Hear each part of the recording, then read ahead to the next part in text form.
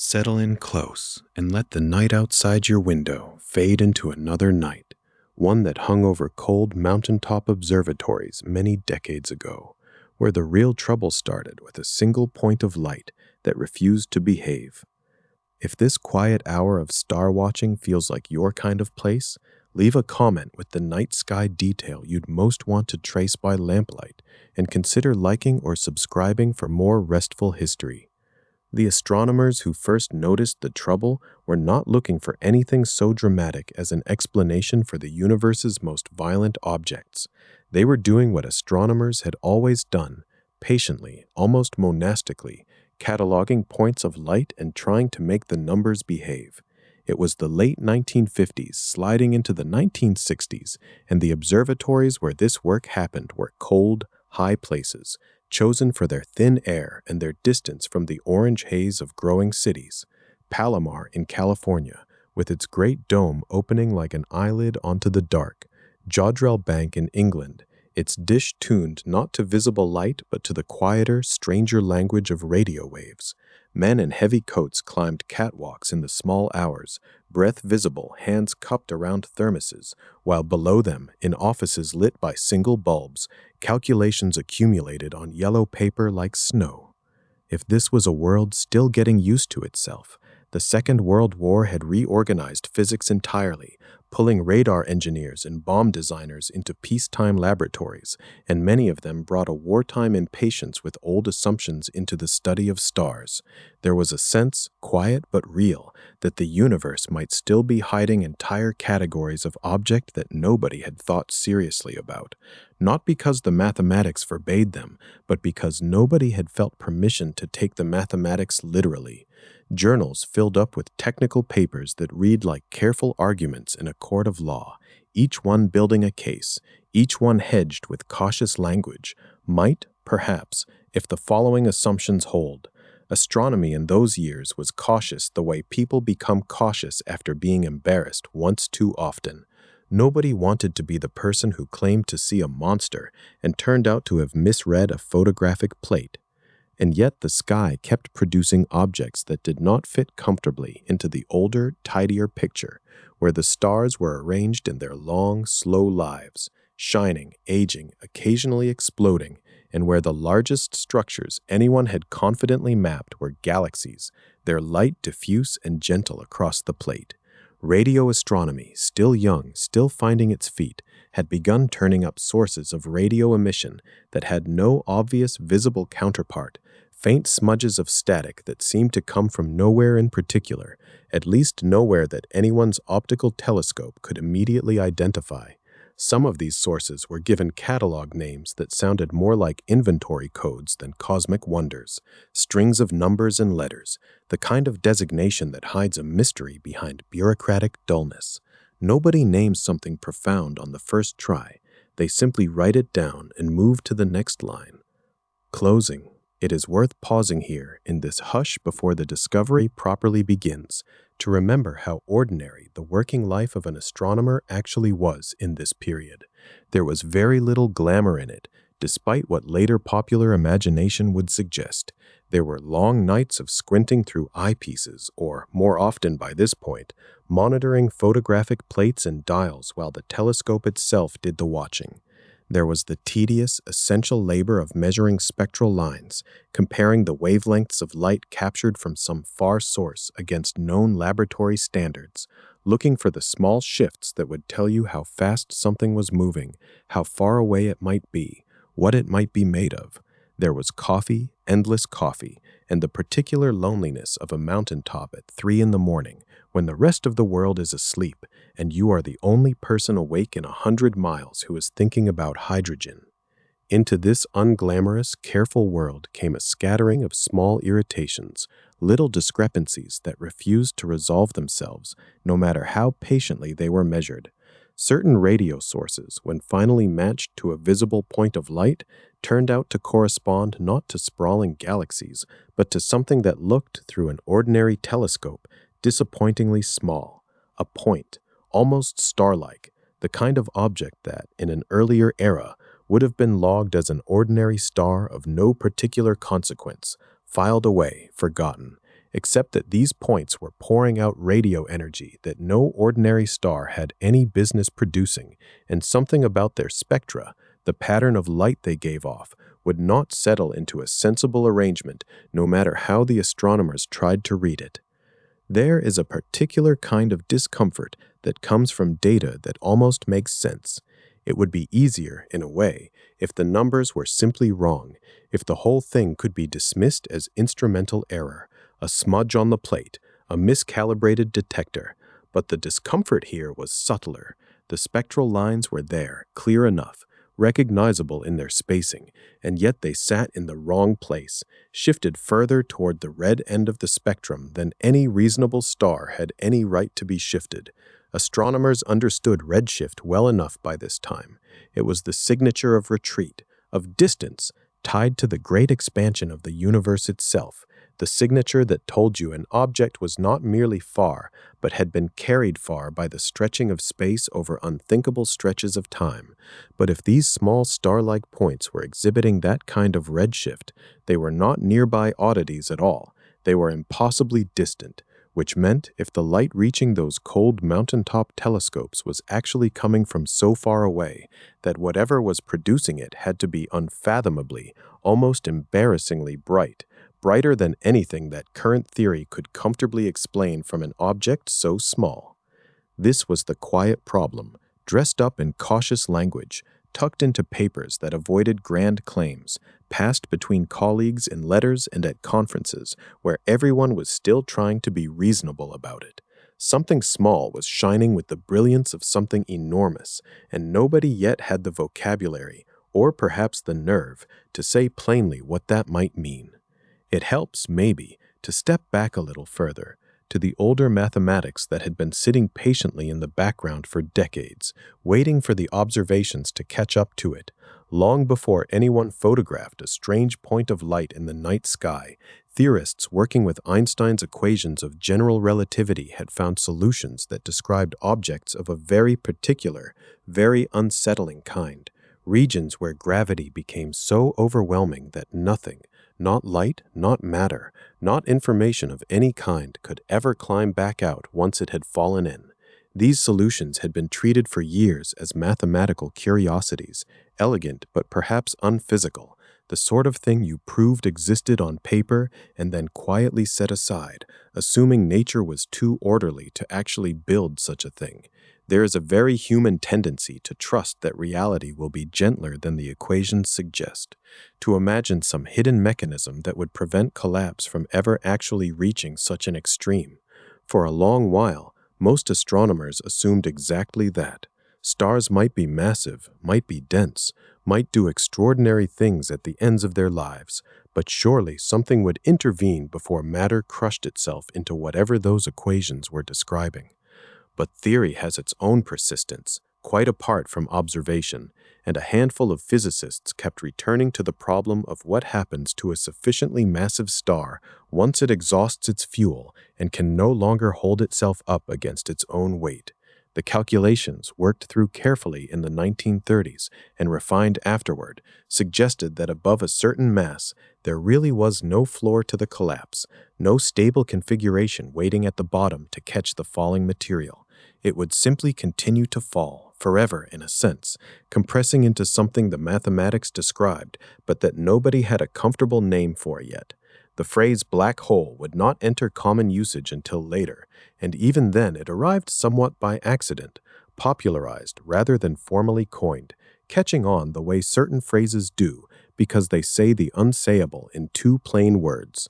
But before the name existed, the idea already lived in scattered papers, treated gingerly, discussed at seminars in tones that mixed genuine intellectual excitement with a kind of embarrassed disbelief that anyone was taking it quite this seriously.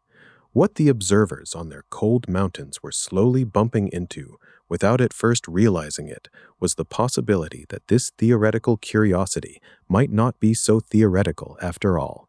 If something small could produce light of such staggering brightness that seemed to defy the ordinary physics of shining stars, then perhaps the explanation lay not in some exotic new kind of star, but in something whose power came from a very different, much stranger process entirely, a process where matter did not simply burn, but fell, and in falling, released energy on a scale that ordinary combustion could never approach.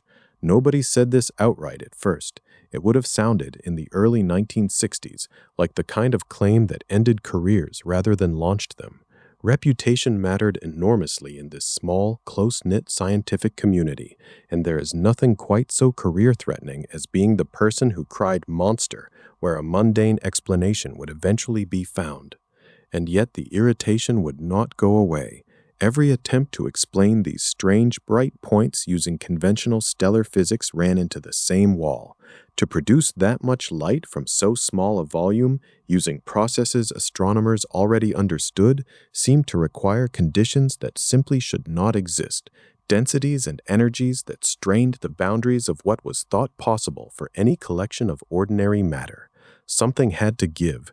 Either the observations were somehow flawed in a way nobody had yet identified, or the universe was quietly running on principles stranger than anyone had allowed themselves to seriously entertain. It is worth sitting with that tension for a moment, the particular flavor of scientific unease that comes not from ignorance, but from an excess of careful knowledge that refuses to add up. These were not amateur observers making crude mistakes. They were skilled, meticulous people, using well-tested instruments, applying well-tested theory, and getting an answer that theory insisted should not be possible. That is often how the biggest revolutions begin, not with a bang, not with a triumphant announcement, but with a small, nagging discrepancy that a few stubborn people refuse to let go of, turning it over again and again on quiet nights, unwilling to file it away as noise. Somewhere in those years, in offices with radiators clanking and desks buried under photographic plates, a slow shift in imagination began, one that would eventually pull black holes out of the realm of elegant but perhaps irrelevant mathematics and into the realm of things astronomers might actually need to explain what they were seeing overhead. It did not happen all at once, and it did not happen without resistance, but the quiet problem in the sky, that stubborn, overly bright point of light that should not, by older rules, have been so bright, had planted itself firmly in the collective attention of a discipline that prided itself on being reasonable, and reasonable people faced with unreasonable light eventually have to ask themselves whether the unreasonable explanation might, after all, be the correct one. That question would not resolve quickly, and it would take the patient, often frustrating work of many more researchers across many more cold nights and cautious papers before anyone could say with real confidence that these strange bright points were connected to the collapsed gravitationally extreme objects theorists had once considered little more than a mathematical daydream.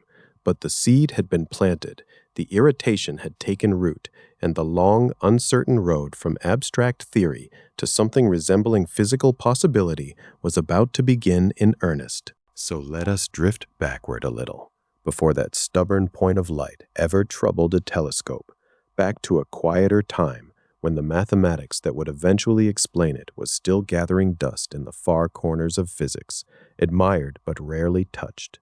It is a strange thing to say about an idea that would one day rearrange how we understand galaxies, but for the first several decades of its life, general relativity was treated the way a family might treat a beautiful but impractical heirloom. Everyone agreed it was remarkable. Almost no one thought it had much to do with the ordinary business of the universe. Einstein published his field equations in 1915, and almost immediately, a German astronomer named Karl Schwarzschild, writing from the discomfort of a military posting during the First World War, found an exact solution to those equations for the simplest possible case, a single, non-rotating mass sitting alone in empty space. It is worth pausing on that image for a moment, the quiet incongruity of it. While the war outside consumed men and cities and any sense of stability, Schwarzschild was inside his own private stillness, working through equations by lamplight, discovering that Einstein's theory contained, tucked within its curves, a radius at which the mathematics simply stopped behaving.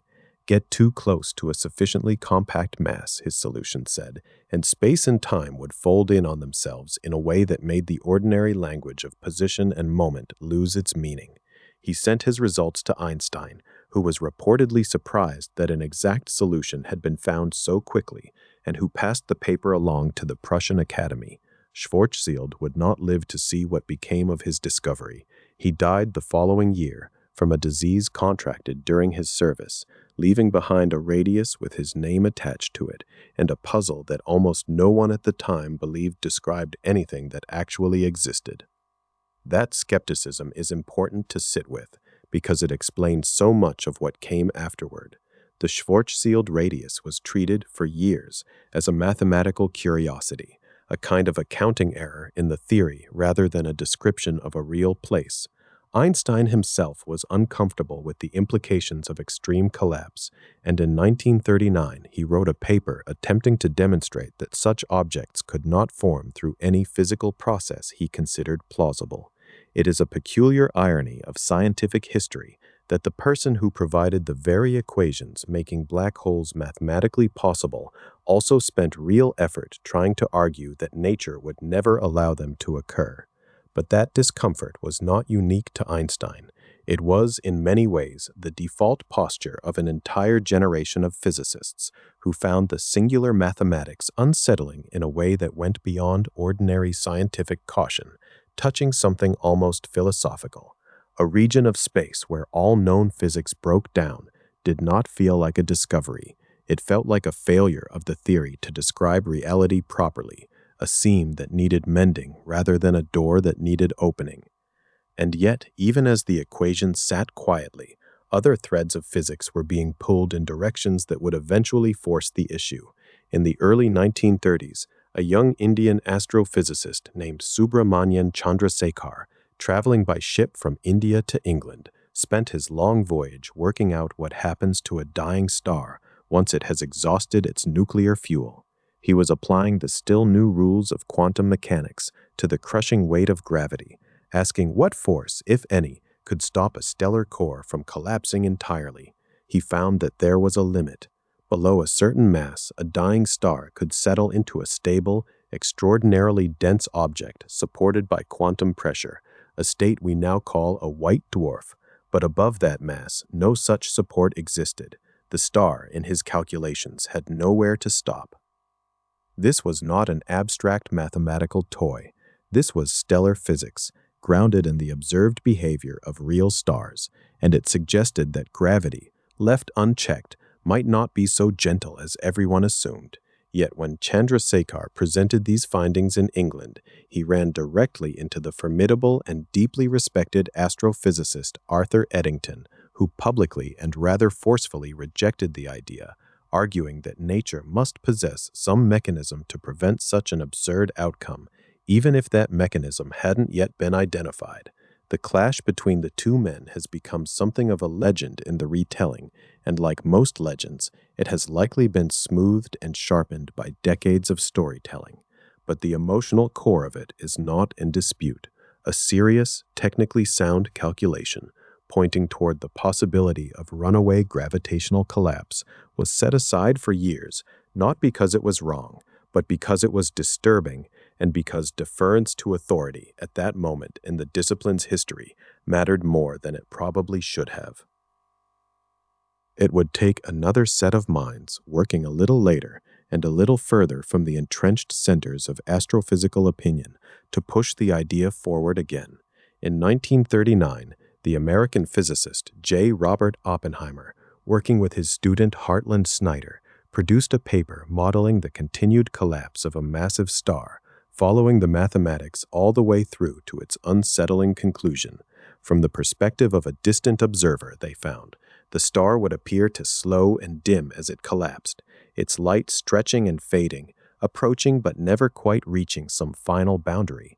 But from the perspective of the collapsing star itself, no such hesitation would occur. It would continue falling, smoothly and completely, into whatever lay at the center.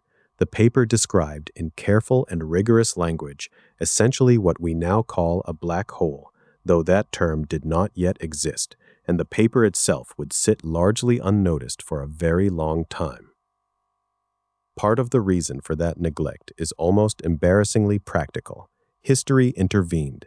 The world was sliding into a second global war, and Oppenheimer himself would soon be pulled entirely away from these quiet stellar questions into the urgent, consuming work of nuclear weapons research. The theoretical physics community that might have taken up his 1939 paper and pressed it further, scattered instead into wartime laboratories, radar projects, and eventually the Manhattan Project. It is a small, sobering thought to hold on to, that the same generation of minds capable of imagining the total gravitational collapse of a star was, at almost the same moment, redirected toward building the most destructive weapon humanity had yet devised.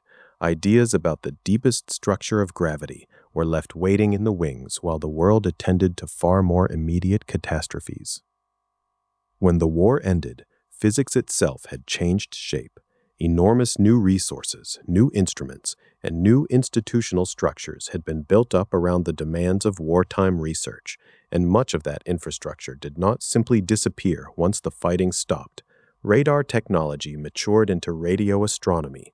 Government funding, newly comfortable with supporting large scientific efforts, found its way into observatories and physics departments in quantities that would have been unthinkable a decade earlier, and a generation of physicists who had spent years solving urgent, practical problems returned to peacetime research with new confidence, new tools, and, in some cases, new appetite for questions that had once seemed too strange to take seriously. It was in this changed atmosphere that general relativity slowly began to shift from an elegant curiosity into something closer to an active field of inquiry. For much of its early life, the theory had occupied an odd position in physics, greatly admired, taught with something close to reverence, but rarely applied to real astronomical problems, largely because its effects seemed too small to matter outside of a few famous tests involving the bending of starlight or the precise orbit of Mercury. Relativity had a reputation in the decades before and just after the war as something closer to a beautiful mathematical monument than a working tool. Bright students studied it because it was intellectually prestigious, not because it seemed likely to explain much of what astronomers were actually observing through their telescopes. That reputation began to change in the 1950s and 1960s, gradually and then with real momentum, as a handful of physicists began pressing on the old singular solutions with renewed seriousness. The American physicist John Archibald Wheeler, in particular, became something of a bridge figure in this shift. Wheeler had, in earlier years, been skeptical of the idea of unchecked gravitational collapse, much as many of his contemporaries were. But over time, through his own research and through his engagement with a new generation of students, he became one of the most persistent and articulate advocates for taking these collapsed objects seriously as physical possibilities rather than mathematical embarrassments.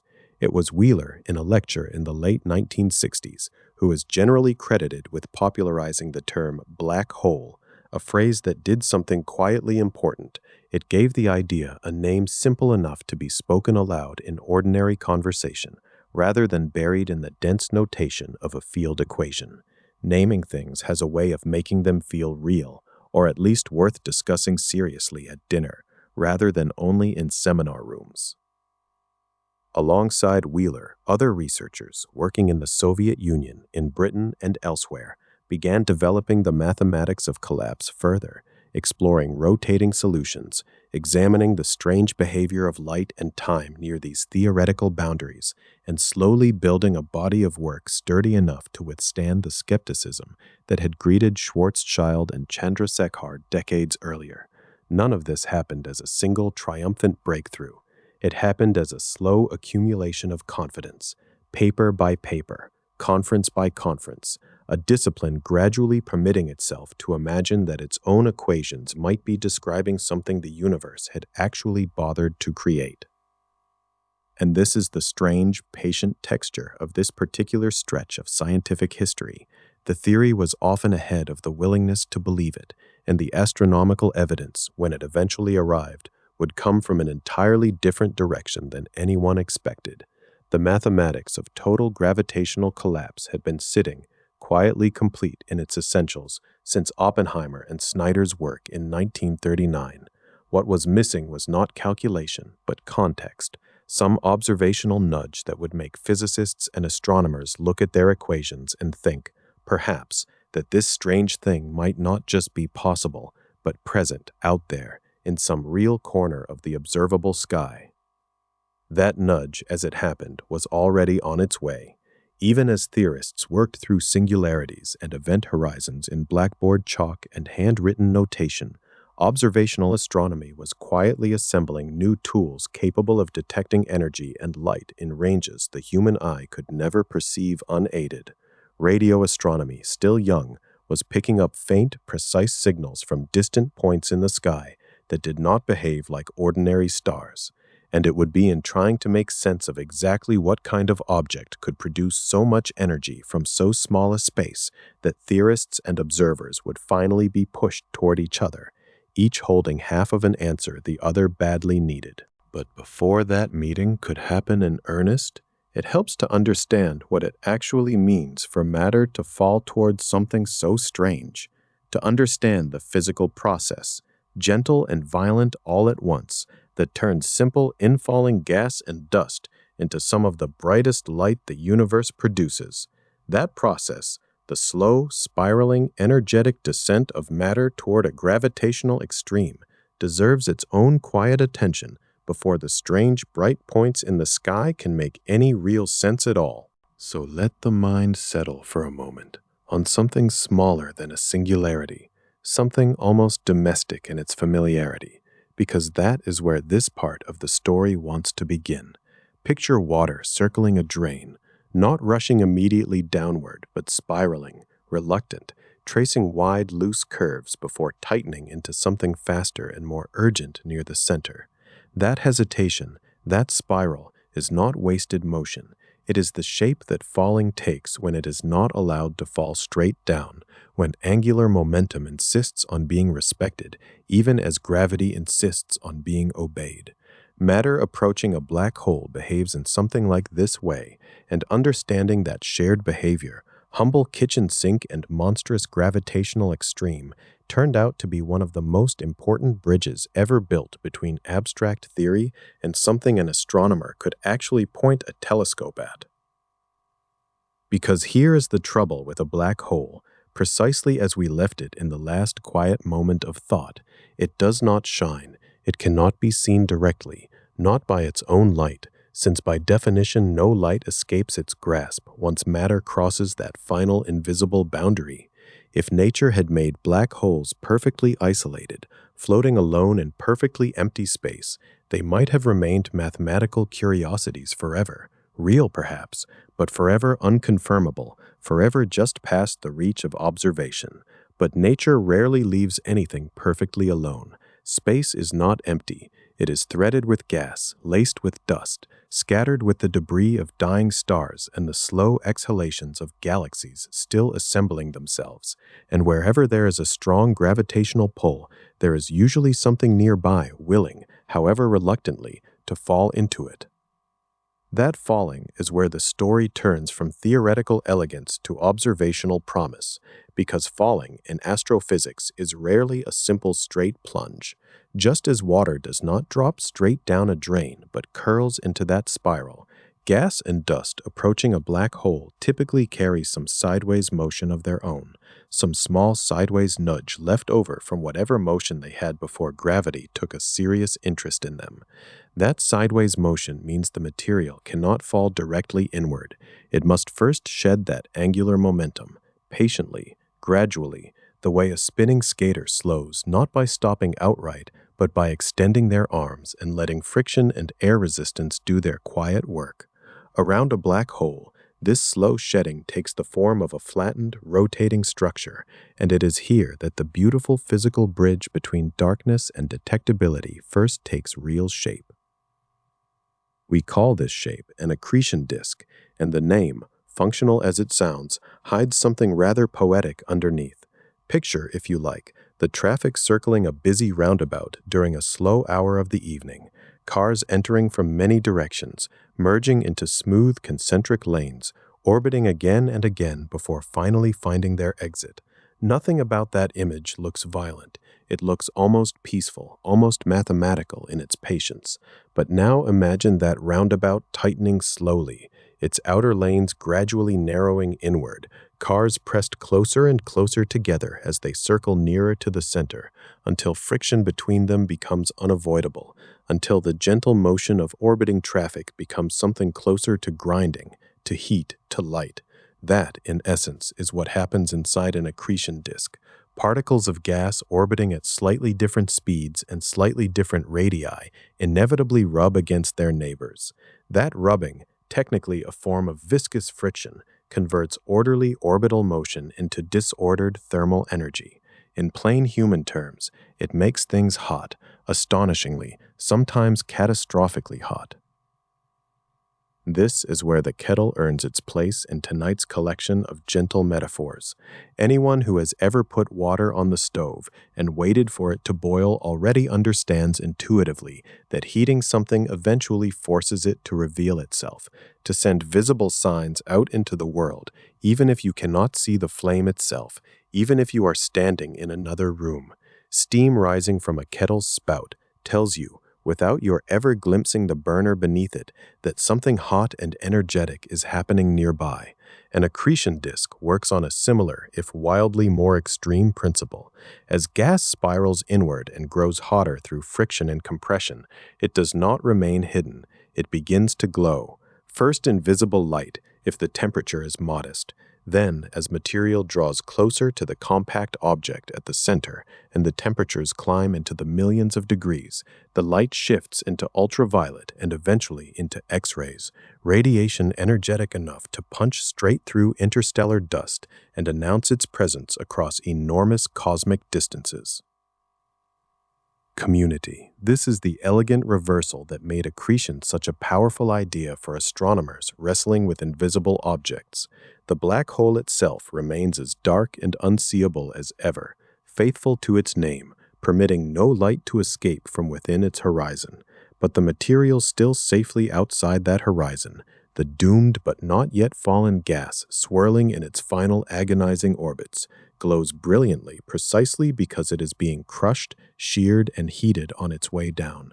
In a strange sense, the black hole becomes visible by way of everything it is not quite finished swallowing.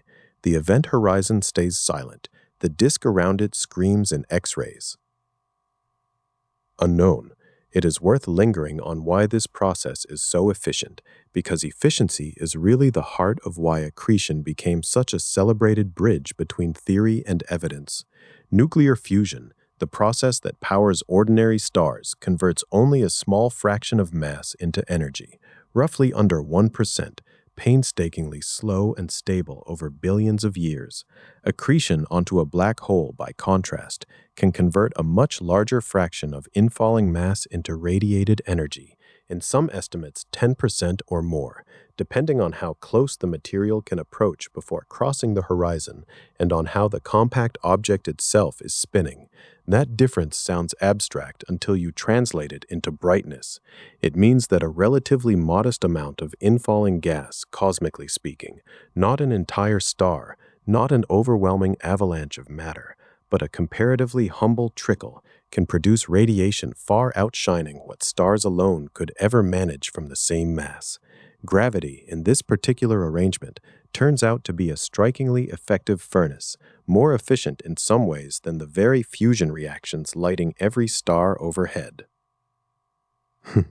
And so a peculiar and rather beautiful logical structure emerges, one theorists began to appreciate more and more as the 20th century moved past its middle years.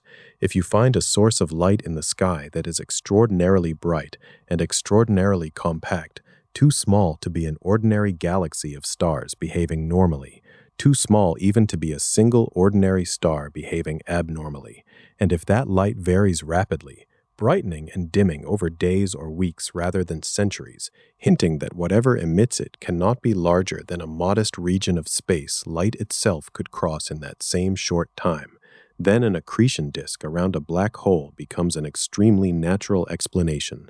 not the only conceivable one, and certainly not something proven merely by matching a description, but natural, physically motivated, grounded in laws already well understood from far more mundane contexts, from spinning skaters and kitchen kettles and unhurried evening traffic. This was the quiet power of accretion as an idea, and it deserves to be appreciated slowly, the way one appreciates the specific joy of watching an old assumption reorganize itself into something newly coherent. Astronomers did not need to detect a black hole directly to gain meaningful confidence that one was present. They needed only to detect its signature, the glowing evidence of matter being violently and efficiently processed on its way toward an unreachable boundary. In some sense, this shifted the entire question. It was no longer purely a question of whether black holes existed as valid solutions to Einstein's equations, a question that had already been debated with intensity and occasional bitterness among theorists. It became a question of whether astronomers were seeing, out among the stars, physical situations that matched the specific, calculable, almost bookkeeper-like predictions that accretion physics could offer. And bookkeeping is really not too whimsical a word for what accretion allows, because once you accept that infalling matter converts orbital energy into heat, and that heat converts into radiation of a particular, calculable, temperature-dependent kind, you gain a kind of ledger. Astronomers could estimate how much energy a system was radiating. They could estimate how compact the emitting region needed to be, based on how quickly the brightness flickered. From those two threads together, brightness and compactness, they could begin estimating how much mass must be concentrated in that small space to produce gravity strong enough to power such an engine through infall alone. It was indirect, it was inferential, it leaned on chains of careful reasoning rather than any single decisive image, but it was rigorous, testable reasoning, the kind that could be checked, refined, and challenged, exactly the sort of foundation observational science needs in order to take a strange theoretical possibility seriously. There is something almost moving in the fact that black holes, the most extreme objects gravity is capable of producing, first entered serious astronomical consideration, not through their own darkness, but through the light of everything struggling and failing to escape them. The disk does the announcing. The friction does the confessing. Somewhere far beneath all that glowing, superheated, screaming infalling gas, an entity exists that contributes nothing visible of its own, an entity defined by absence, by the complete cessation of outward light, and yet its gravitational presence organizes everything above it, shapes the spiral, dictates the temperature gradient, ultimately explains why the light exists at all. The black hole becomes, in a strange but very real sense, the architect of a brightness it will never itself display. If we allow ourselves, for just a moment, a slightly more emotional framing, there is something almost like restraint in it, or perhaps like generosity turned inside out. The black hole takes and takes, drawing matter closer and closer, and in exchange for everything it eventually swallows, it allows a brilliant final performance to occur in the disk, just outside its threshold, a performance made entirely of the energy stolen from falling itself. Nothing is given freely. Everything glowing in that accretion disk is glowing precisely because it is losing its long, patient struggle against gravity, spiraling closer with every orbit, shedding energy as friction, shedding it as heat, shedding it ultimately as light that can cross vast distances of space and land, eventually, faintly, on a telescope's sensitive detector many thousands or millions of light years away. This became the crucial physical intuition that astronomers would soon need, almost desperately, when a particular category of objects appeared in their new radio and optical surveys, tiny points of light impossibly bright for their apparent size, flickering with an urgency that ordinary stars and ordinary galaxies simply did not display. Nothing about stars explained them comfortably. Nothing about typical galactic behavior accounted for their strange, concentrated intensity, but accretion, quietly worked out through analogies as unassuming as drains and kettles and roundabout traffic, offered a framework sturdy enough to hold the weight of what was coming. It offered a way to imagine enormous power originating from an impossibly small place without violating any known law of physics, a way to let invisible gravity announce itself through visible consequence. And so, with this gentle mechanism now settled quietly in mind, the spiraling disk, the friction turned to heat, the heat turned to light, the stage is finally set to meet the objects that first forced astronomers to take this whole idea seriously in earnest.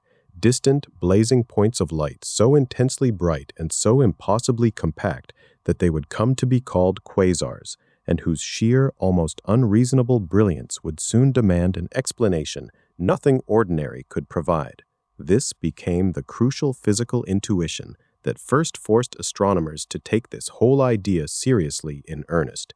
Distant, blazing points of light so intensely bright and so let the sky settle again for a moment, the way it does after a long breath, before we walk further into this strange new territory. The idea of matter spiraling inward, warming as it falls, glowing as it goes, was still fresh and a little unfamiliar to most astronomers of the mid-20th century, a quiet hypothesis resting in journals and murmured conversations rather than something anyone expected to need in a hurry. And yet the universe, as it so often does, was not going to wait patiently for theory to catch up before presenting its evidence. It began, as many revolutions in astronomy do, with something that looked at first like a bookkeeping problem. Radio astronomers scanning the sky in the 1950s and early 60s had been cataloging sources of radio emission for years, painstakingly building lists, assigning numbers, trying to make sense of a sky that was clearly noisier and more complicated in radio waves than anyone had imagined. Most of these sources, when astronomers finally managed to match them with something visible in ordinary telescopes, turned out to be perfectly respectable galaxies, sometimes distorted, sometimes colliding, sometimes strange in shape but never strange in kind. But a handful refused to behave. When astronomers pointed their optical telescopes at the positions of certain radio sources, hoping to find a hazy smudge of a galaxy, they found instead something almost embarrassingly plain, a single point of light, faint and blue, looking for all the world like an unremarkable star in our own galaxy's foreground.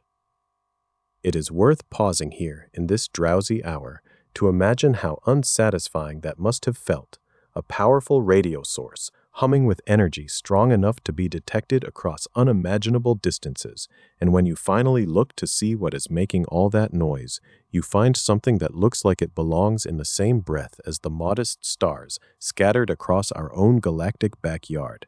The mismatch nagged. A star, an ordinary star, has no business producing that kind of radio output, and so these objects were set aside for a while under an honest but slightly embarrassed label: quasi-stellar radio sources, objects that looked stellar, but which nobody quite believed were stars in truth. Astronomers, being careful with language, even when they are baffled, shortened this eventually to a name that would soon echo through both scientific literature and popular imagination alike: quasars. The real shock, the moment when this quiet puzzle became something impossible to set gently on a shelf, came through the patient work of unraveling their light. In the early 1960s, astronomers began taking spectra of these strange star-like points, breaking their light apart the way a prism breaks apart sunlight, looking for the fingerprints of familiar elements, the neat, dark lines that hydrogen and other elements always leave behind, no matter where in the universe they are found. For a while, the spectra of these objects made no sense at all. The lines were there, but they didn't line up with anything expected. It was as though someone had handed astronomers a page of a language they thought they knew, only to find the letters oddly stretched and rearranged, familiar shapes twisted just enough to be unrecognizable. It was Martin Schmidt, working with the spectrum of an object catalogued as 3C273, who finally recognized what was happening in an insight that must have felt like a small, quiet earthquake settling somewhere behind his ribs. The pattern of lines was, in fact, the familiar hydrogen sequence after all. It simply was not sitting where hydrogen's lines are supposed to sit. Instead, the entire pattern had been shifted, shoved toward the red end of the spectrum by an amount so large that it demanded serious explanation. Redshift, astronomers already understood, was the visible echo of an expanding universe. The way light stretches when its source is receding from us, the faster the recession, the greater the stretch. And the redshift Schmidt was staring at was not the small, modest kind associated with nearby galaxies. It was enormous, indicating that whatever this small point of light was, it sat not among the stars of our own galaxy, but at a staggering distance, billions of light years away, out near the very edges of what our instruments of the time could meaningfully probe. Now, hold that thought gently, the way you might hold a lantern close before stepping into an unfamiliar room, because the implication that followed was almost dizzying in its simplicity and its audacity. If 3C273 was as distant as its redshift suggested, and if it appeared as bright as it did in our observations despite that staggering distance, then the amount of energy it had to be producing at its source was almost beyond imagining. Not the modest hum of a single star, not even the combined light of an entire ordinary galaxy's worth of stars, but something else again, some engine capable of outshining hundreds of galaxies combined, all while remaining, as far as any measurement could tell, no larger than our own solar system. It is difficult, even now, to sit with that comfortably. Astronomers of the time did not sit with it comfortably either. There was a natural, very human impulse to look for a gentler explanation, some way to preserve the more familiar architecture of the universe, rather than accept, right away, that something so violently efficient could exist tucked into so small a volume of space. And so, for a while, the field entered a season of careful skepticism, testing every alternative before allowing the strange answer to stand unchallenged. Some astronomers wondered whether the redshifts themselves might be misleading, whether something other than cosmic expansion might account for such extreme values. Perhaps, some suggested cautiously, these were not distant objects at all, but nearby ones, ejected at tremendous velocity from somewhere within or near our own galaxy. Their light shifted not by the stretching of space itself, but by ordinary relative motion, however extreme. If quasars were merely fast-moving nearby objects, after all, the energy problem would soften considerably. You would not need an engine capable of outshining hundreds of galaxies, only one capable of a very bright, very local kind of activity. This idea had a certain appeal, a way of keeping the universe's extremes at arm's length rather than admitting them into its very heart. But the numbers, when pressed, resisted. Objects moving at the speeds required to produce such redshifts through simple motion alone would need to be flying apart from us with an implausible uniformity, always outward, never inward, a pattern nature rarely produces without some larger organizing cause, and no convincing mechanism was ever found that could fling such objects outward at those velocities while leaving so little other trace of their departure. Others tried a different, more conservative route, proposing that perhaps the redshift was not cosmological or kinematic at all, but gravitational, the natural consequence of light climbing out of an extremely strong gravitational field, losing energy as it went, stretching in wavelength the way a tired traveler slows on a long uphill road. Gravitational redshift is real, well understood, and appears in many precise measurements even today. But when astronomers tried to build a model of quasars using gravitational redshift as the primary explanation, the numbers again refused to cooperate comfortably. To produce redshifts as large as those observed while remaining consistent with everything else known about the object's brightness and size required configurations so delicately balanced, so exquisitely fine-tuned, that many astronomers felt they were simply trading one implausibility for another, propping up a comfortable idea with an uncomfortable amount of special pleading. Slowly, reluctantly, cautiously, the astronomical community found itself circling back to the plain cosmological interpretation it had first tried to avoid. The redshifts were, in fact, telling the truth about distance. Quasars really were unfathomably far away, and to appear as bright as they did across such gulfs of space and time, they truly had to be radiating with a ferocity utterly unlike anything a normal collection of stars could produce.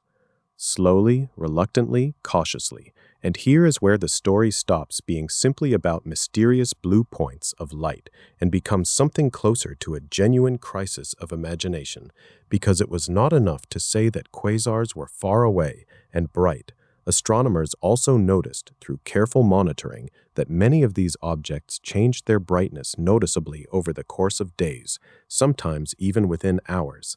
That flickering urgency, the same restless variability that had made them stand out from ordinary stars and galaxies in the first place, turned out to carry a hidden clue of its own. In physics, there is a simple, almost intuitive rule tying the size of an object to how quickly its overall brightness can change in a coordinated way. Nothing can brighten or dim as a whole faster than light itself can cross from one side of it to the other. If a quasar's brightness could shift meaningfully over the course of a single day, then whatever region was responsible for producing most of that light could be no larger, roughly speaking, than light itself could travel in that same day. That is an extraordinarily small volume, a region perhaps comparable in scale to our own solar system, tasked somehow with generating more energy than the combined light of hundreds of ordinary galaxies. Try to hold both of those facts together in your mind at once, the way you might hold two stones of very different weight in either hand, and feel the strange tension between them. An almost incomprehensibly small emitting region, an almost incomprehensibly enormous output of energy. Ordinary stellar fusion, the quiet and steady furnace that powers stars throughout their long lives, simply could not be squeezed into so little space and made to produce so much light. Even packing an entire galaxy's worth of stars into so compact a volume would not work, both because stars physically could not be crowded together that tightly without colliding constantly, and because even if they somehow could, ordinary starlight is not efficient enough, star for star, to explain the sheer output being observed. It was this collision of scale and intensity, more than the redshift alone, more than the strangeness of the spectra alone, that truly marked quasars as a turning point rather than merely an oddity. They were not simply distant, they were not simply bright, they demanded a kind of energetic efficiency that ordinary astrophysical processes, as understood at the time, simply could not deliver. Something, somewhere in that tiny volume, had to be converting mass into radiated energy far more effectively than nuclear fusion in stars ever could. And whatever that something was, it had to be compact, powerful, and stable enough to keep behaving that way for a very long time, since these strange objects were being found not by the handful, but by the hundreds, scattered across the deep reaches of cosmic history, suggesting that whatever process powered them was not some freak accident, but a recurring, almost ordinary feature of a younger, more energetic universe. It was in trying to answer this very question, what kind of engine could be so small and yet so ferociously bright, that many astronomers found themselves circling back, almost inevitably, to that quiet idea of infalling matter that had been resting patiently in the background of astrophysical thought. An accretion disk, matter spiraling down under the relentless pull of gravity, heating through friction as it funneled inward, could in principle release energy with a staggering efficiency, especially if the object at the center of all that swirling material was not merely dense but extraordinarily so, not simply a compact star, but something even more extreme, something capable of warping the fabric of space itself in its immediate vicinity. A black hole, sitting quietly and invisibly at the heart of the process, offered a gravitational pull steep enough, a well deep enough, to explain how so much energy could be wrung from so little material in so small a space. It was a startling idea to take seriously, not because the mathematics behind black holes was new, but because applying it to something as vivid, as observed, as undeniably present in the sky as a quasar felt like a very different kind of commitment. Theoretical curiosities are easy to entertain at arm's length. Objects that appear insistently in survey after survey, blazing steadily across billions of years of cosmic history, are harder to keep at arm's length for long. And so, with the mystery of quasars now sitting heavily and unavoidably in the minds of astronomers, attention began to shift toward another clue these objects seemed eager to offer, one written not in the shifting brightness of their light, but in the strange, narrow, impossibly organized streams of material some of them appeared to fling out into the surrounding darkness, hinting that whatever engine powered them was not just efficient, but capable of shaping and channeling its power with a precision that would soon demand its own careful explanation. It was in trying to answer this very question, what kind of engine could be so small and yet so ferociously bright, that many astronomers found themselves circling back almost inevitably. Let the mind settle for a moment on that image, those narrow streams of light and matter reaching out into the dark, because it is here, in the quiet strangeness of jets, that the story of black holes stopped being only about brightness and started becoming a story about shape. Brightness alone can be explained in many ways, but a beam, tightly focused and stretching for enormous distances with almost architectural precision, is a different kind of puzzle. It suggests not just an engine, but an engine with direction, an engine that somehow knows which way to point. The earliest hints of this had actually been sitting in the data for years, quietly, before anyone fully understood what they were looking at. Radio astronomers, peering at the sky not with visible light, but with the longer, gentler wavelengths that pass through dust and distance more easily, had been mapping strange sources since the years just after the war. Some of these radio sources were faint smudges with no obvious optical counterpart. Others were paired blobs, oddly symmetrical, straddling a galaxy like two lanterns held apart by an invisible hand. The naming conventions themselves tell you something about the confusion of the moment. Cygnus A, Centaurus A, Virgo A, labels borrowed from constellations, as if astronomers were still finding their footing, still deciding whether these things were stars, galaxies, or something that hadn't yet been given a proper category.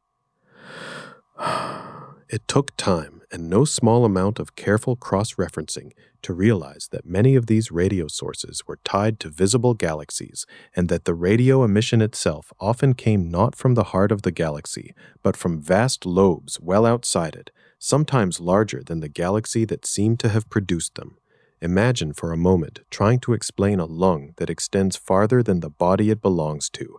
That was the puzzle radio astronomers were quietly wrestling with, long before quasars entered the story and gave the puzzle new urgency. When quasars did enter the picture, the connection became harder to ignore.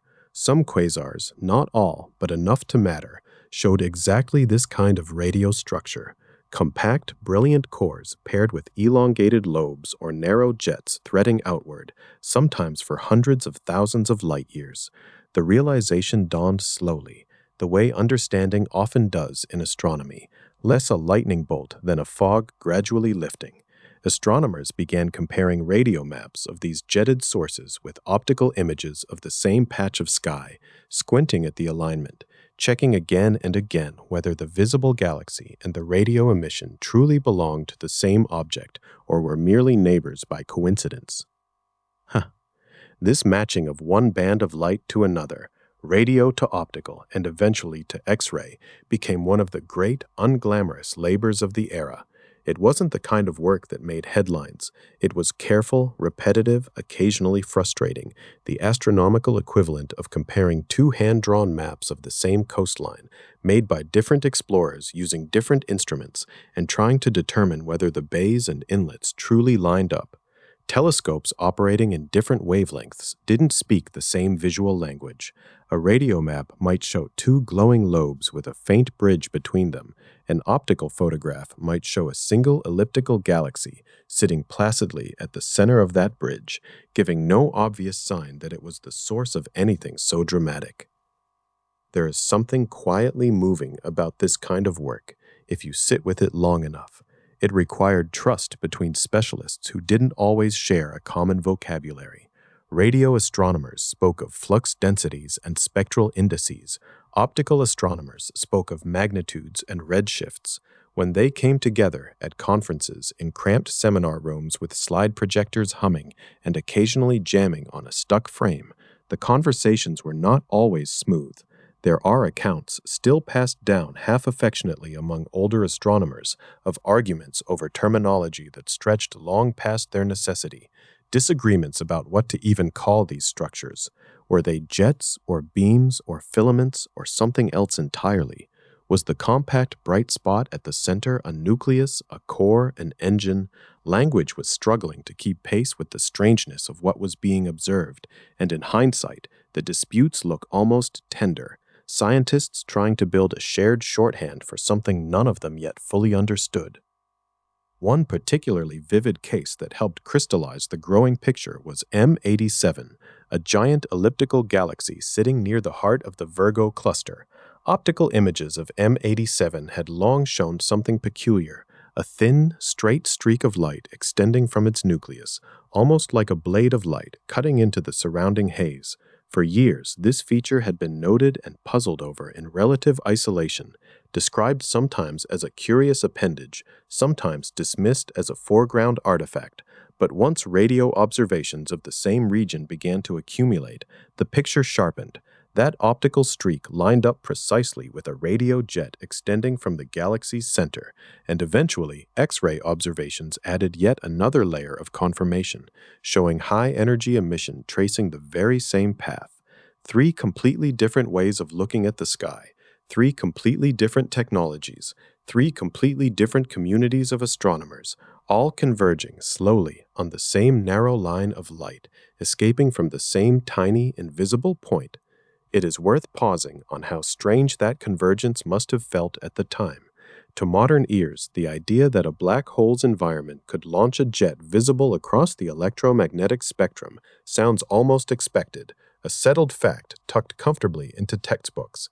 But in the years when this understanding was forming, each new confirmation carried real weight, real uncertainty. Astronomers weren't simply checking a box, they were slowly building confidence, wavelength by wavelength, that the same underlying structure was responsible for signals that looked utterly unlike one another on the page. A radio map covered in contour lines, an optical photograph full of soft, diffuse light, an X-ray image speckled and noisy, squeezed out of instruments still finding their sensitivity. To realize that all three were describing the same beam, launched from the same source, required not a single triumphant insight, but many small, careful checks, checking positions, checking angles, checking whether the alignment could plausibly be coincidence, and slowly deciding again and again that it could not. As more of these jetted sources were cataloged, patterns began to emerge that made the puzzle even more compelling. The jets were narrow, remarkably so, given the distances they spanned. A jet might stretch for tens of thousands of light-years, while remaining only a tiny fraction of that width, a needle of energy thin enough to imply that whatever process shaped it was doing so with extraordinary consistency, not for a passing moment, but over spans of time that dwarfed any human timescale. Some jets appeared to change direction only slightly over their length, as though guided by an invisible rail. Others showed knots and bright blobs along their path, hints of turbulence or intermittent bursts of energy, small chapters within the larger story of an ongoing outflow. And there was the matter of scale, which never stopped being disorienting. If the central engine driving all of this energy occupied a region no larger than our solar system, a notion that had already unsettled astronomers when thinking about quasar brightness alone, then the idea that this same tiny region could organize material into a coherent beam stretching across hundreds of thousands of light-years felt almost impossible to hold in the mind at once. It was as though a candle flame, cupped in someone's hands, were somehow responsible for casting a single, perfectly straight shadow across an entire continent. The disproportion between cause and consequence was staggering, and it demanded an explanation involving not just gravity, but magnetism, rotation, and the peculiar physics of matter swirling at the edge of collapse. This is where the earlier idea of accretion, discussed and turned over in previous nights of this story, returned with new relevance. If material spiraling toward a black hole formed a hot, churning disk, then perhaps that disk, twisted by rotation and threaded with magnetic fields, could act like a kind of natural engine, flinging a portion of infalling material back outward before it ever crossed the threshold of no return. The black hole wouldn't be firing the jet directly. Rather, the swirling, magnetized environment around it would be doing the work, channeling energy along magnetic field lines like water forced through a narrow nozzle. It was an elegant idea, though far from proven, and it required physicists and astronomers to borrow concepts from plasma physics that hadn't traditionally been part of astronomical conversation. Once again, different specialties were being pulled into the same orbit, each bringing its own language, its own instincts, its own skepticism. None of this understanding arrived tidily. Conferences from this period, when described by those who attended them, often carry a certain flavor of productive disorder. Rooms too warm, slide carousels clicking through images of radio contours and optical plates, someone at the back insisting that a particular alignment was surely coincidental, someone else patiently walking through the statistics suggesting otherwise. There are stories, likely softened by memory and retelling, of disagreements that spilled out of formal sessions into hallway conversations, continuing over coffee, continuing at dinner, continuing the next morning, as though the argument itself had become part of the research process. Whether every detail of these anecdotes survived the decades unchanged hardly matters. What matters is the texture they preserve, a sense of a scientific community working out, in real time, how to describe something genuinely new. Gradually, almost without anyone declaring a single decisive moment, the picture stabilized. Compact radio cores, extended lobes, narrow jets, and the occasional dramatic optical streak were no longer treated as separate curiosities scattered across the literature.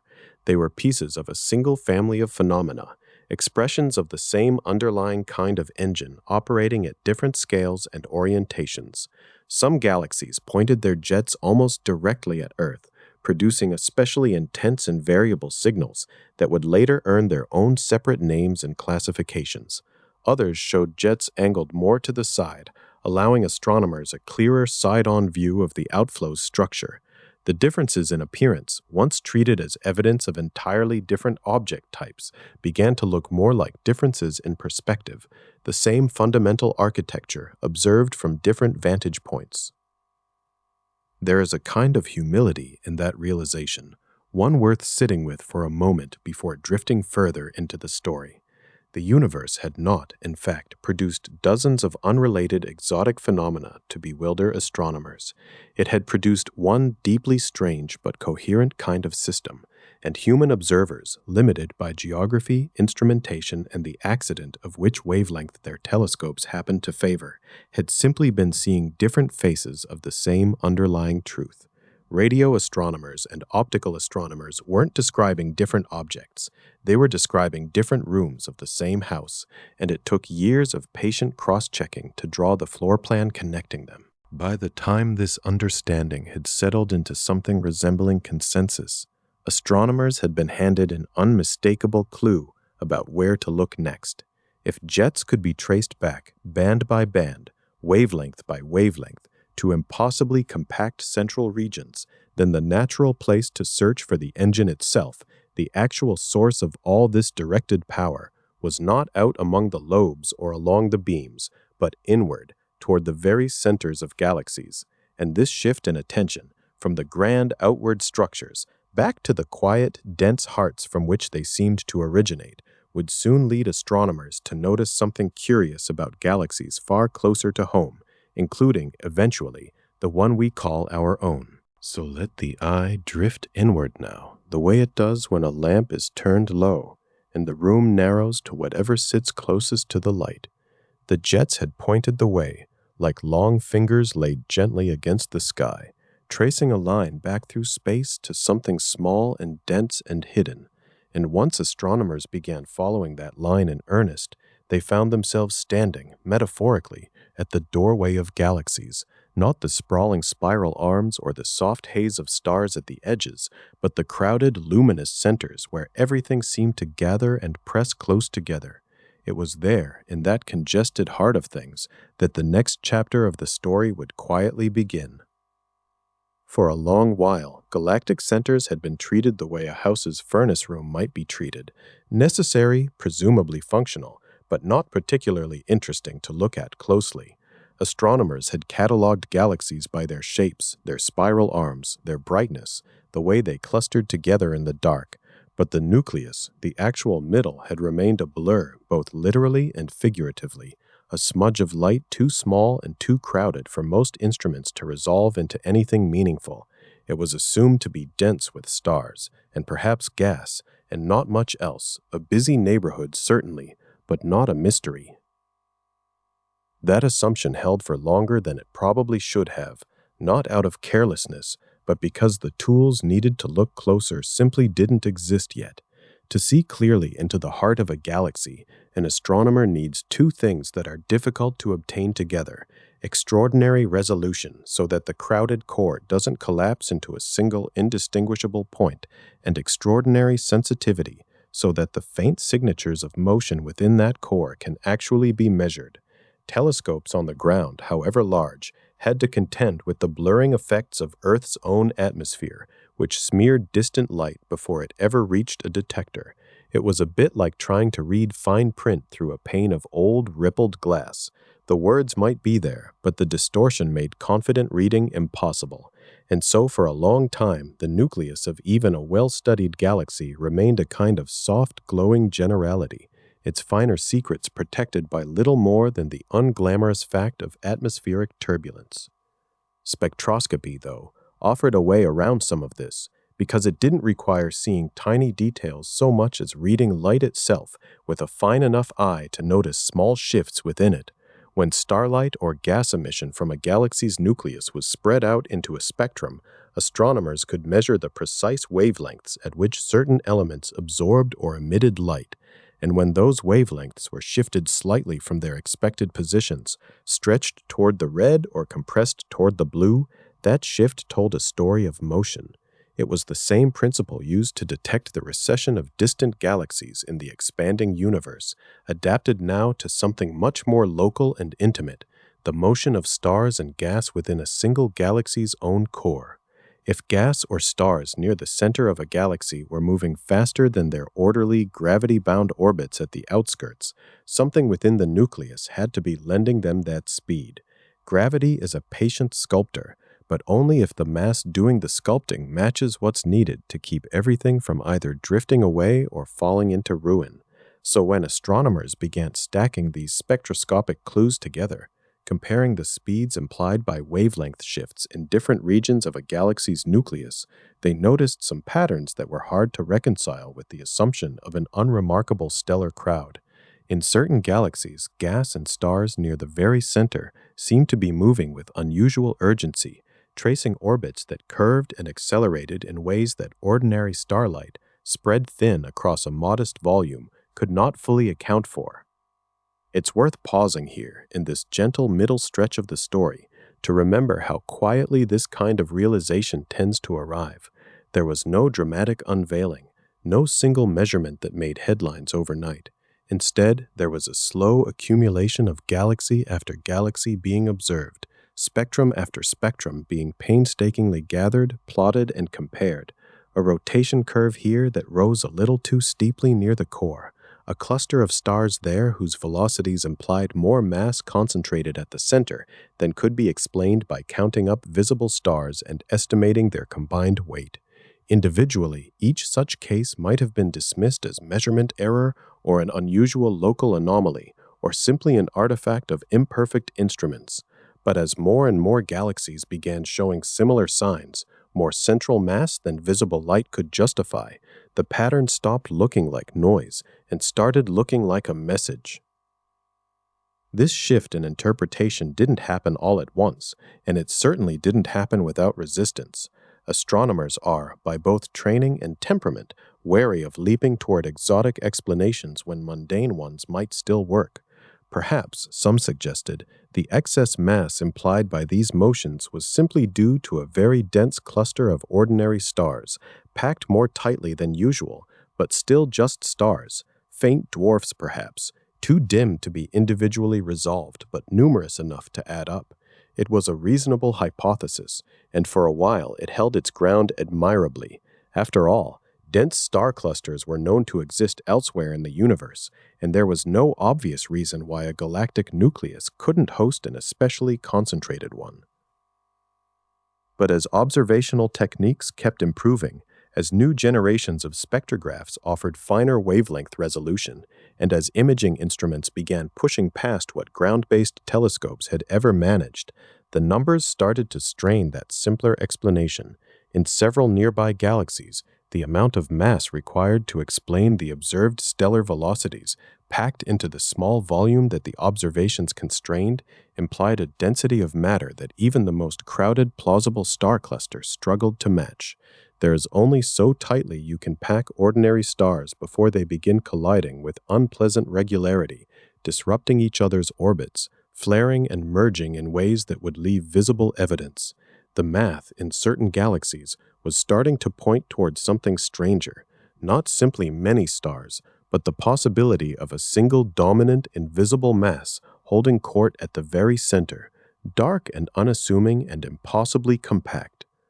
Andromeda, our nearest large galactic neighbor, played an important role in this slow shift of understanding, if only because it was close enough and bright enough to be scrutinized so much more finely than more distant systems. Measurements of the motions of stars near Andromeda's nucleus revealed velocities that rose sharply, unmistakably toward the very center, an increase too abrupt to be gently explained by an ordinary stellar population finning outward the way most galaxies do. It was as if something unseen were sitting at the bottom of a well, its gravitational pull intensifying the closer one looked, and Andromeda, being a well-behaved spiral galaxy much like our own, quietly suggested a troubling possibility. If this hidden mass could exist there, perhaps it wasn't an exotic peculiarity confined to distant quasar-hosting galaxies. Perhaps it was something closer to a rule. Other galaxies added their own quiet testimony.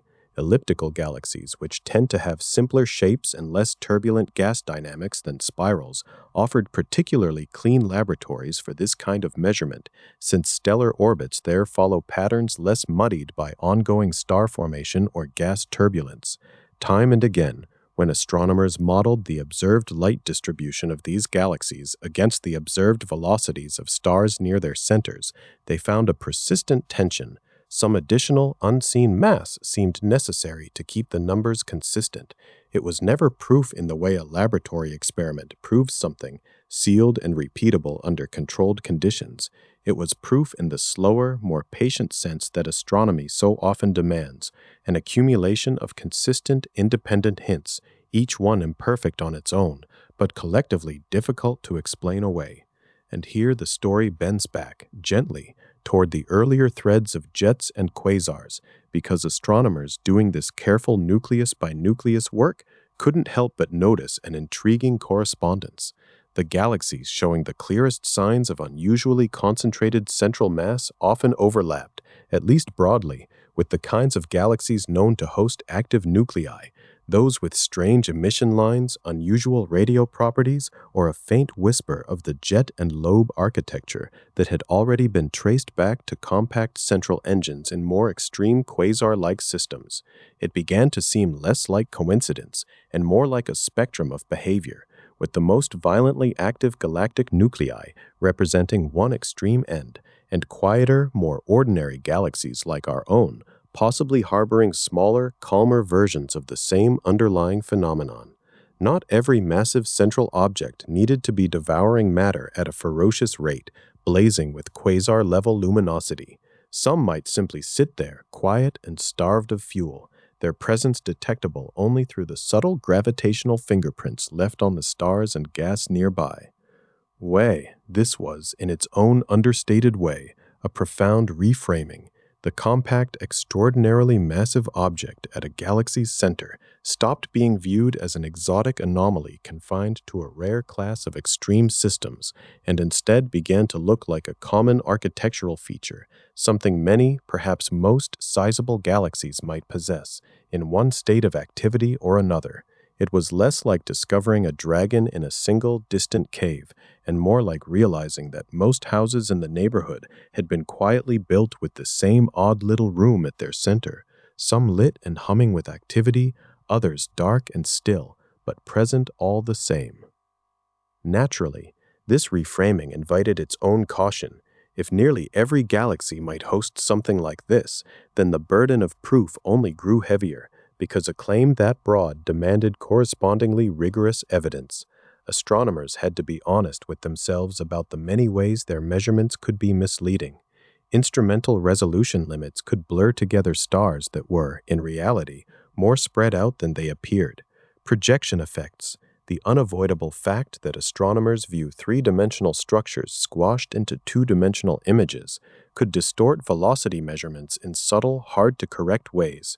Dust, so often a nuisance throughout the history of observational astronomy, could obscure or redden the light coming from a galaxy's nucleus, complicating the careful photometric work needed to map out how much visible mass was actually present. Every one of these confounding factors had to be modeled, tested, and where possible ruled out, one galaxy at a time, before anyone could speak with real confidence about what the numbers implied. There was also the deeper, more philosophical caution that experienced astronomers tend to carry with them, a kind of professional humility earned through decades of watching bold claims quietly dissolve under closer scrutiny. The history of astronomy is dotted with moments when a strange signal, at first interpreted as evidence for something entirely new, later resolved into something far more mundane once instruments improved or assumptions were corrected. Given that history, it made sense that many researchers, even as they gathered increasingly compelling evidence for hidden central masses, resisted rushing to grand pronouncements.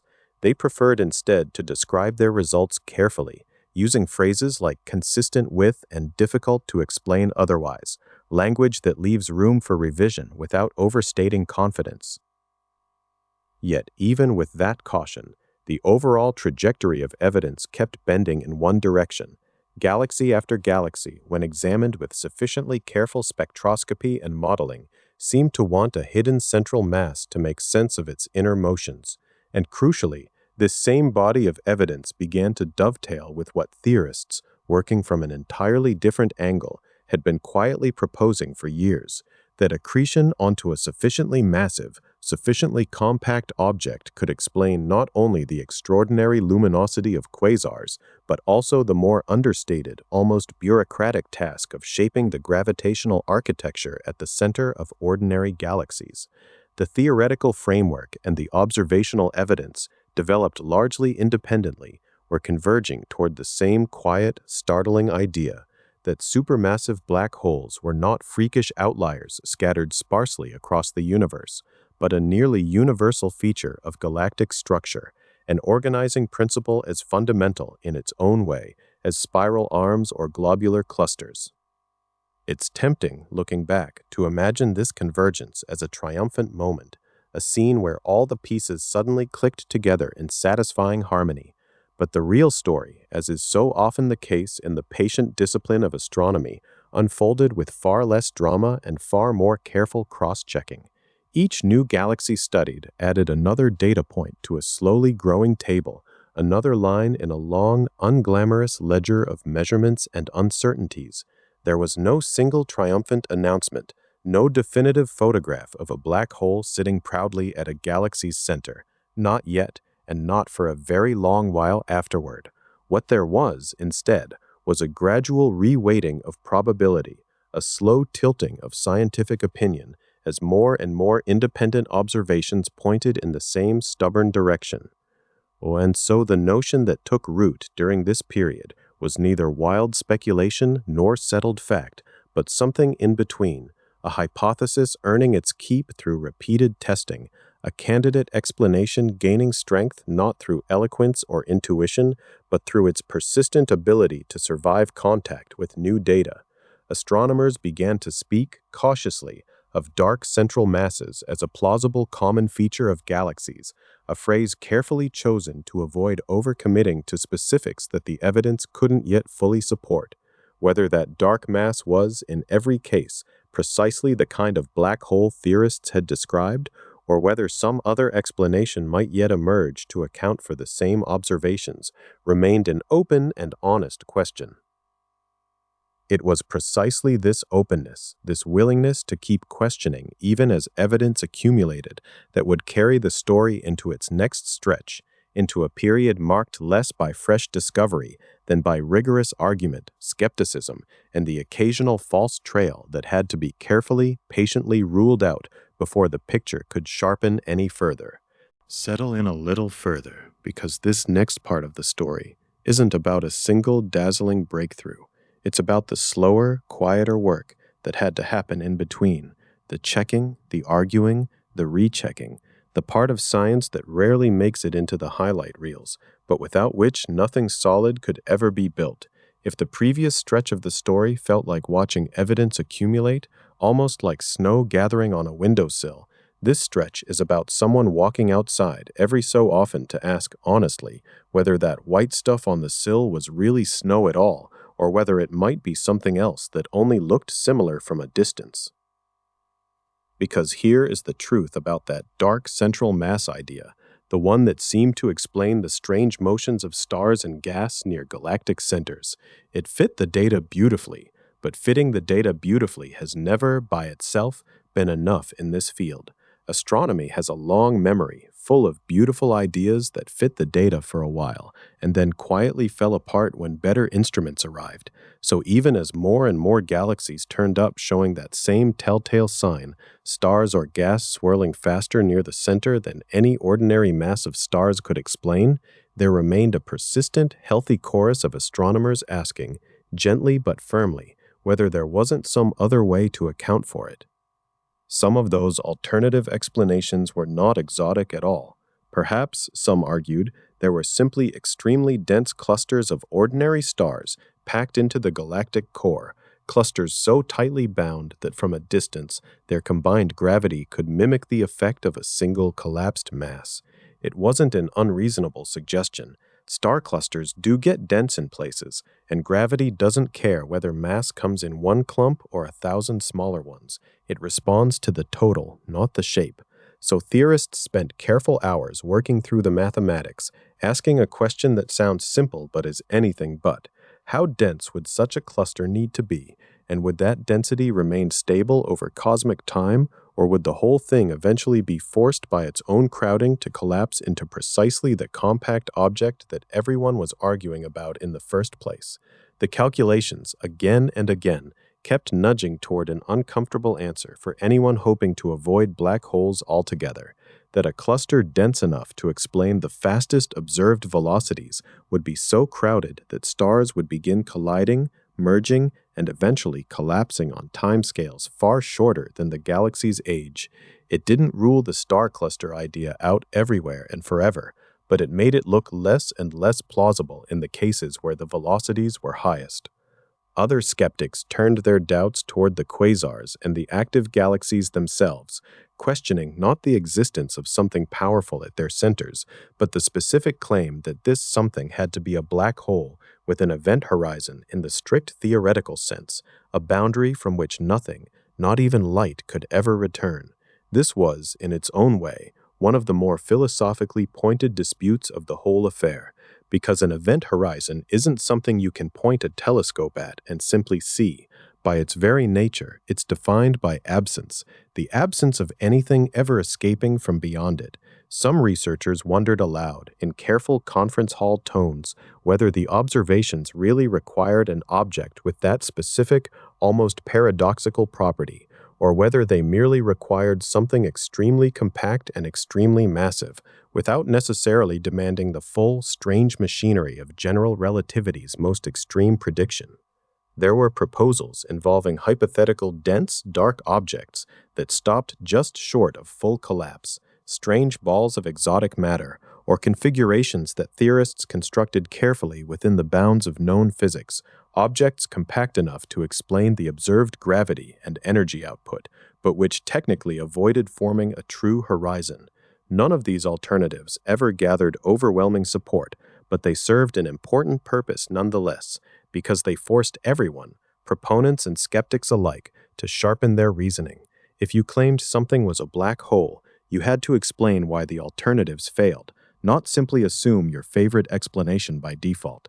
And in trying to rule out every reasonable alternative, one by one, the case for genuine black holes grew stronger, not because it went unchallenged, but precisely because it survived so many honest challenges.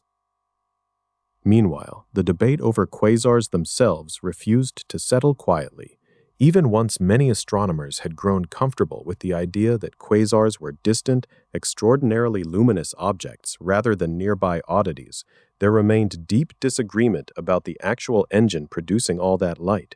Accretion onto a massive compact object was the leading contender, yes, but it wasn't the only idea on the table, and for a while it wasn't even clearly the favorite in every corner of the field.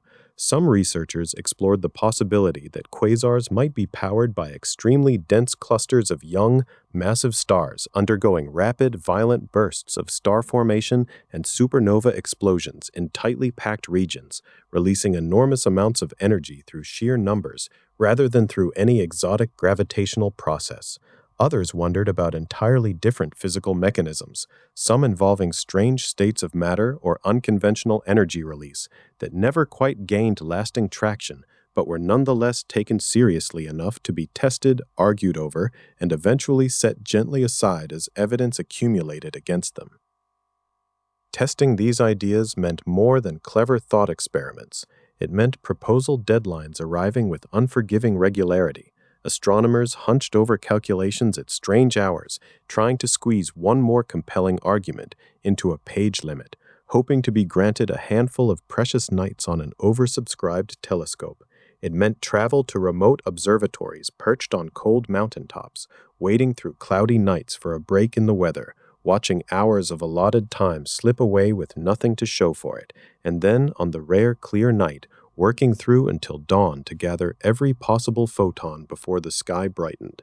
It meant afterward weeks of quiet, painstaking data reduction, sitting with instruments and early computers, correcting for atmospheric distortion, subtracting background noise, calibrating brightness scales against known reference points, checking and rechecking measurements that might otherwise be dismissed by a skeptical colleague at the next conference with a single pointed question.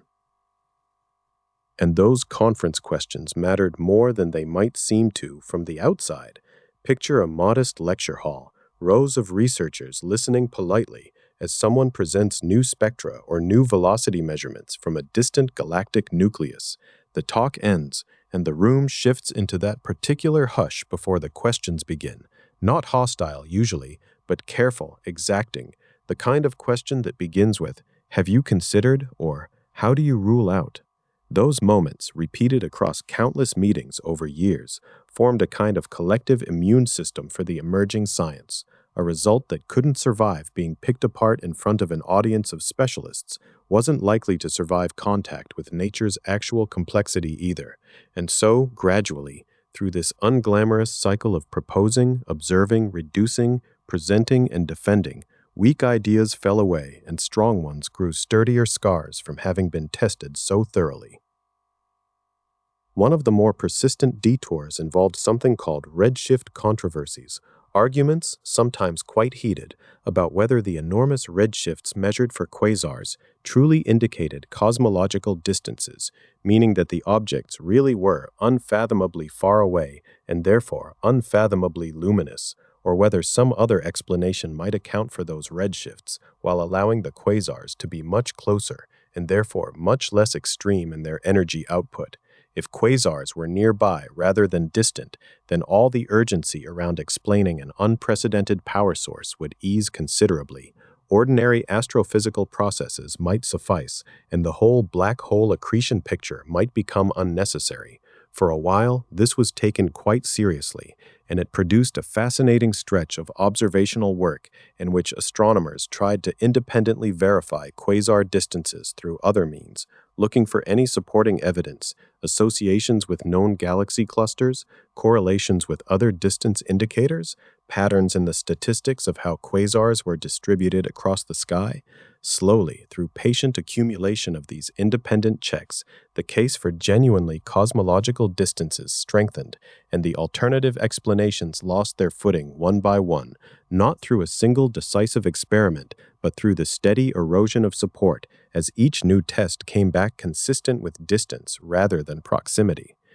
There was also, running alongside all of this, an ongoing and more technical argument about the specific mechanism by which accretion could produce not just light, but light with such particular characteristics, the shape of its spectrum, its variability over time, the way its brightness could flicker on timescales of days or even hours, implying that whatever was producing the energy occupied an astonishingly small region of space.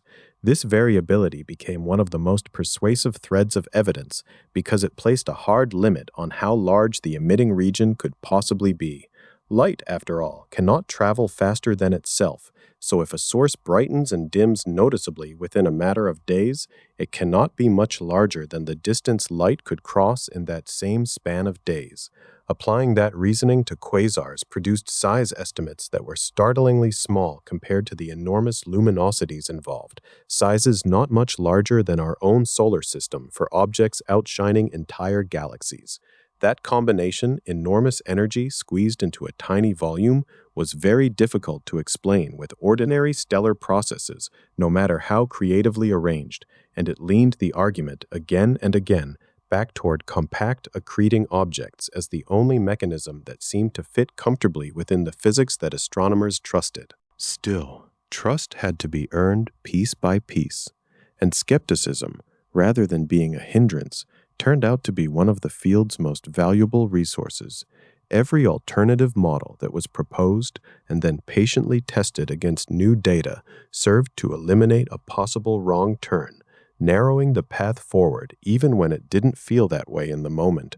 There were disagreements that stretched across entire careers, colleagues who remained politely unconvinced of each other's positions for years, papers that argued past one another before slowly, almost imperceptibly beginning to converge as new instruments came online and old ambiguities resolved into clearer signals.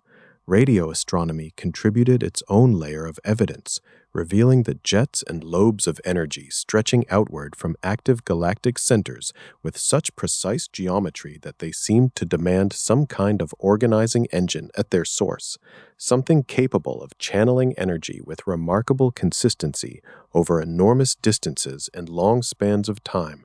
X-ray observations added still more, showing hints of extremely hot material swirling close to wherever the true center of activity lay, material behaving in ways that fit predictions for matter spiraling inward under intense gravity rather than anything easily explained by stellar processes alone. No single one of these threads on its own would have been enough to settle the argument. It was the way they began, gradually and almost quietly, to reinforce one another.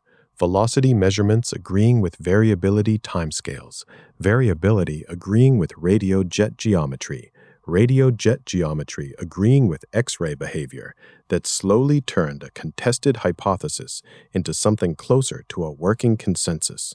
Consensus in science rarely arrives with fanfare.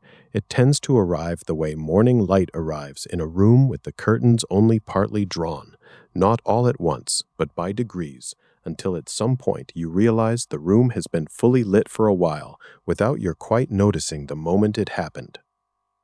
By the time this long stretch of debate and careful testing had run its course, something had shifted in the field's collective posture. The remaining skeptics hadn't vanished, and healthy caution about overreaching conclusions never fully disappeared, nor should it have, but the weight of accumulated evidence, drawn from radio dishes and optical spectrographs and X-ray detectors, from variability studies and dynamical measurements, from careful statistical distance checks and painstaking cluster density calculations, had tilted decisively enough that most researchers were ready to accept, with appropriate scientific humility, that black holes, real, honest-to-goodness black holes, complete with the strange properties theorists had described decades earlier, were sitting at the hearts of these energetic galaxies, quietly consuming material and radiating away a fraction of the energy released in the process. And so the disagreements that had once felt like obstacles began, in hindsight, to look more like the necessary scaffolding of discovery. Each challenged assumption, each rejected alternative, each hard-won piece of data adding strength to a structure that could finally begin to bear real weight. What had started as a strange, almost troubling anomaly in a handful of distant galaxies was quietly becoming something else entirely, something the field was ready at last to call ordinary. So let the evidence settle now, the way sediment settles in still water, each grain finding its resting place without any need for further argument. Let the debates you followed a moment ago drift into the background, not forgotten, but no longer urgent, because what they built was a foundation sturdy enough to hold a whole new understanding of the universe. Foundations, once finished, ask to be walked upon rather than endlessly inspected, and this one, laid down through decades of careful disagreement, was finally ready to bear that weight. Think of how strange it once seemed, the idea that a galaxy's core might hide a mouth of gravity so complete that light itself could not climb back out. It arrived in astronomy almost like a rumor from mathematics, a curious solution to equations that nobody quite believed the universe would bother to build. For a long while it lived mostly on paper, a plaything of relativity, something clever minds toyed with because the numbers allowed it, not because anyone expected to find such a thing lurking behind real starlight. And yet here, gathered from every kind of observation the century could offer, was a quiet consensus taking shape. It did not arrive with fanfare, not with a single triumphant photograph pinned to the wall of some observatory, but through the slow accumulation of clues that all pointed, patiently, the same direction. A black hole was no longer an edge case tucked into a physicist's notebook, footnoted and half-doubted. It had become, almost gently, a citizen of the sky, as unremarkable in its way as a star or a spiral arm. Picture the accretion disk now, not as a strange technical term, but as something almost tender in its logic. Matter falling inward does not simply vanish into the dark. It spirals, it warms, it argues with itself through friction and turbulence, and in that long, graceful descent it gives up its energy as light. What began as an abstract mechanism, gas losing its angular momentum, settling by slow degrees into a flattened, glowing shape, turned out to explain why some of the most distant, most blindingly luminous objects in the universe could shine from a region no larger than a solar system.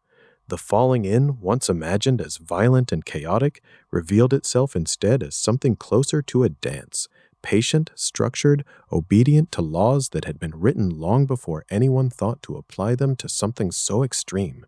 There is a kind of grace in that, if you let yourself sit with it. Even at the edge of catastrophe, matter finds a way to organize itself, to spiral rather than simply plunge, to sing a little on its way down. And doesn't it feel right, resting here at the end of the story, to remember how baffling the quasars once seemed? Points of light so bright they appeared to defy their own distance, so far away that their light had been traveling since a much younger version of the universe existed, back when galaxies were still finding their shapes. For a while, they were almost an embarrassment to physics, too much energy packed into too small a space, numbers that made careful scientists reach for their pencils and frown at what their own equations were telling them. But slowly, disk by disk, calculation by calculation, they stopped being mysteries and became messengers.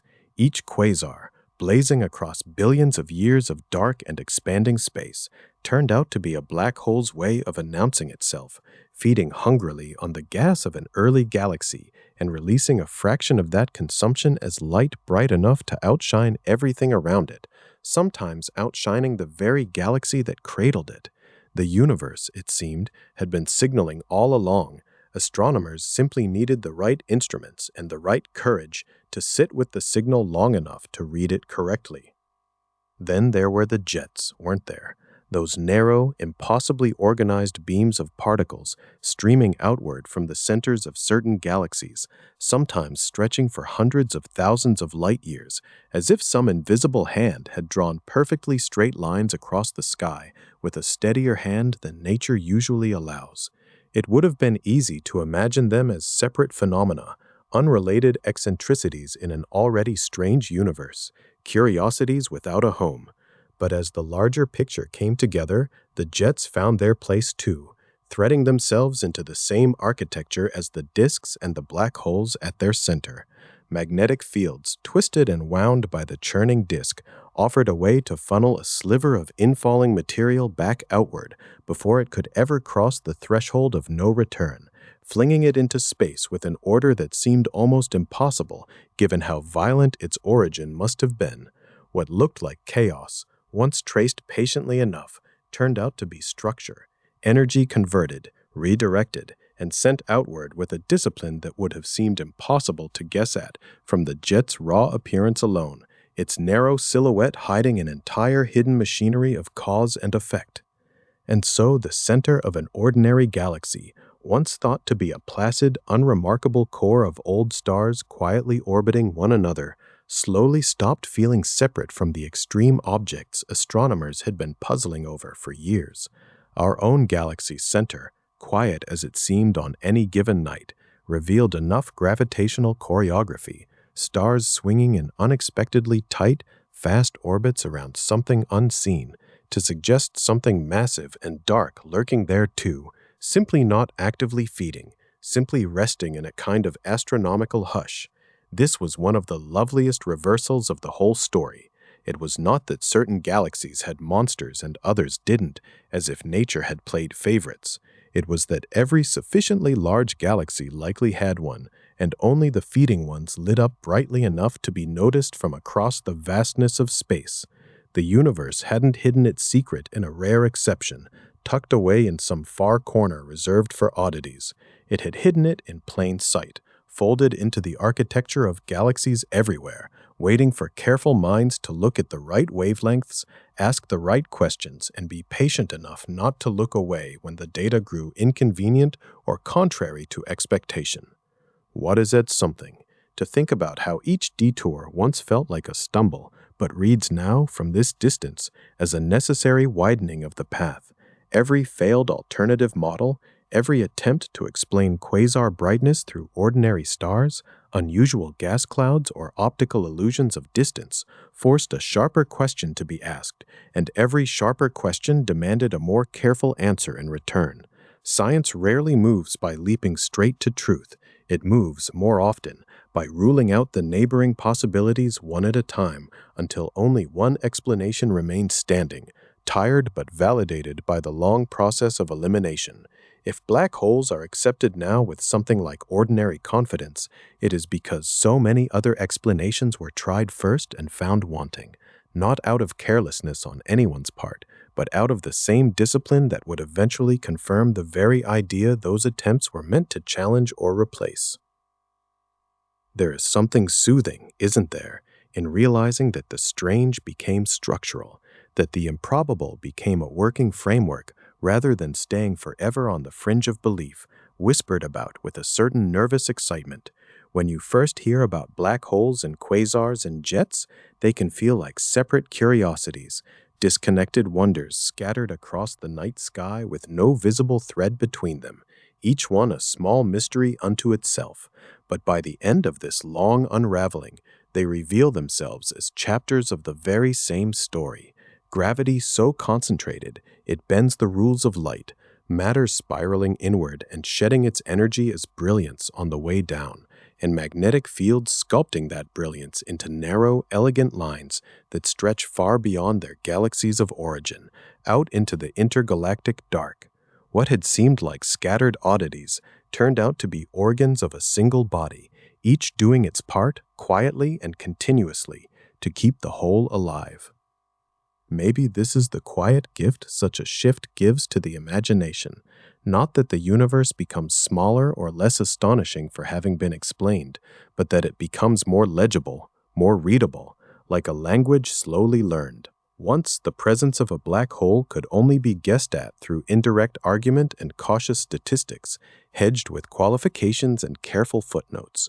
Now it can be inferred with a kind of confidence that borders on familiarity, almost the way one senses a person's mood from the tone of a letter, rather than needing to see their face to know it. The invisible did not become visible in any literal sense.